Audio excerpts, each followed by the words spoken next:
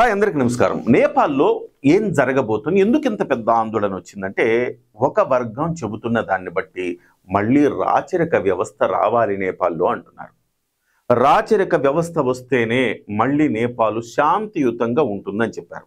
దాదాపుగా 250 సంవత్సరాల పాటు రాచరిక వ్యవస్థ నడిచింది అక్కడ.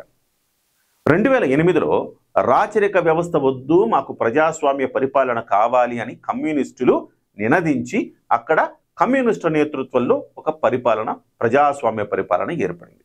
అయితే 17 ఏళ్లలో, కేవలం 2008 అంటే 17 ఏళ్లలో 14 సార్లు ప్రభుత్వాలు మారాయి. అంటే ఎంత అస్థిరమైన పరిస్థితిని చూడండి. సో 2008 నుంచి 17 ఏళ్లలో 14 సార్లు ప్రభుత్వాలు మారాయంటే ప్రభుత్వాల పట్ల ప్రజలకు ఎంత చిరాకేసి ఉంటుంది. కాబట్టి ఇప్పుడు ప్రజలు ఏం కోరుతున్నారంటే మళ్ళీ రాచరికం రావాలని. అయితే దీనికి ఒక సంకేతం కూడా వినిపించింది నిన్న. ఈ ఆర్మీ చీఫ్ అశోక్ రాజ్ సిగ్దేల్ అని ఆయన మొన్న మాట్లాడుతూ ఈ కర్ఫ్యూ విధిస్తున్నాము ఇవన్నీ చెబుతున్నప్పుడు ఆయన వెనక ఒక చిత్రపటం కనిపించింది. ఆ చిత్రపటం ఎవరిదంటే పృథ్వీనారాయణ షా. పృథ్వీనారాయణ షా అంటే చాలా గౌరవం వాళ్ళకి. అంటే ఆర్మీ ఆఫీసర్, ఆర్మీ చీఫ్ మాట్లాడేటప్పుడు ఒక ప్రధానమంత్రి ఫోటోను, లేకపోతే అలాంటి వాళ్ళు ఉంటారు కదా, రక్షణ దళపతిలో వాళ్ళు ఎవరో ఉంటారు. సో కానీ ఇక్కడ ఉన్నది ఎవరంటే పృథ్వీనారాయణ షా, రాజు, గతంలో నేపాల్ని పరిపాలించిన రాజు. ఆయన ఫోటో పెట్టుకున్నారు. అంటే ఇదొక సంకేతం అని చెప్తున్నారు. లేదు, రాబోయే రోజుల్లో మళ్ళీ పృథ్వీనారాయణ షా లాంటి ఒక రాచరికపు పరిపాలన మళ్ళీ వస్తుంది అని చెప్పి ఒక సంకేతంగా భావించాలని, తద్వారా శాంతియుతంగా మళ్ళీ అంటే అల్లర్లు సమసిపోతాయని చెప్పేసి ఒక సంకేతం ఇచ్చింది నేపాల్ ఆర్మీ అని చెప్తున్నారు. నేపాల్ ఆర్మీలో ఈ పృథ్వీనారాయణ షాకు చాలా విలువ ఉందండి. నేపాల్ ఆర్మీలో అనేక రెజిమెంట్ల పేర్లు కూడా పృథ్వీనారాయణ షా పేరుతో ఉంటాయి. అనేక భవనాలు పృథ్వీనారాయణ షా పేరుతో ఉంటాయి. పృథ్వీనారాయణ షా అంటే ఆధునిక నేపాల్ నిర్మాత అని చెప్తారు. ఈ షా వంశమే 250 సంవత్సరాల పాటు నేపాల్ని ఏలిందని చెప్తారు. ఇవాళ కూడా షా వంశం నుంచి ఒక మేయర్ ఉన్నాడు.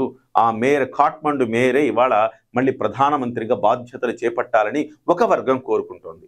అంటే ఒక రకంగా ప్రజాస్వామ్యం నుంచి పూర్తిగా రాచరికం వెళ్ళకపోయినా ఆ రాచరికపు నీడలు, ఆ రాచరికపు వారసత్వం మళ్ళీ కావాలని నేపాల్ ప్రజలు కోరుకుంటున్నారు. ఎంత విచిత్రమైన సంఘటనలు జరుగుతున్నాయంటే అక్కడ మాకు మోదీ లాంటి ప్రధానమంత్రి కావాలి అని అక్కడ యువత నినదిస్తోంది. యోగి ఆదిత్యనాథ్ ఫోటోలు కూడా ప్రదర్శించారు. ఇటీవల కాలంలో ఒక సంస్థ, ఆ సంస్థ పేరేంటంటే రాష్ట్రీయ ప్రజాతంత్ర పార్టీ. అది కూడా ఒక రాజకీయ ప్రజాస్వామ్యంలో పోటీ చేసే పార్టీనే. ఆ పార్టీ రాచరికానికి అనుకూలమైన పార్టీ, ఒక హిందుత్వానికి అనుకూలమైన పార్టీ. కమ్యూనిస్టులు ముఖ్యంగా చైనా వైపు మొగ్గు చూపుతూ ఉంటారు. కానీ ఈ రాష్ట్రీయ ప్రజాతంత్ర పార్టీ లాంటి వాళ్ళు భారతదేశం వైపు మొగ్గు చూపుతుంటారు. సో ఈ ఏడాది మొదట్లో ఒక పెద్ద ఎత్తున ఒక నిరసన గళం వినిపించింది. ఒక ర్యాలీ తీశారు.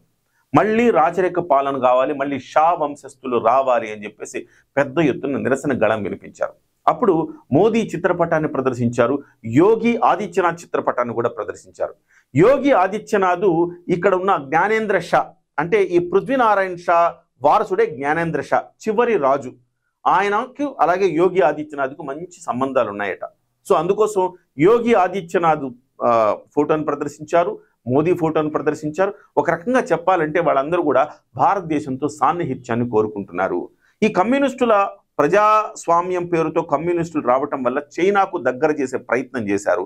హిందుత్వానికి వ్యతిరేకమైన ఒక ఫోర్స్గా మారే ఒక ప్రయత్నం చేశారు. కానీ ఇవాళ ఈ మొత్తం ఆందోళనకు కారణం ఇదే అని చెప్తున్నారు. చైనాకు దగ్గర అవుతూ భారత్ని వ్యతిరేకించడం కూడా అంతర్లీనంగా ఒక భావన ఈ జెన్జీ ఉద్యమంలో ఉంది అని చెప్తున్నారు.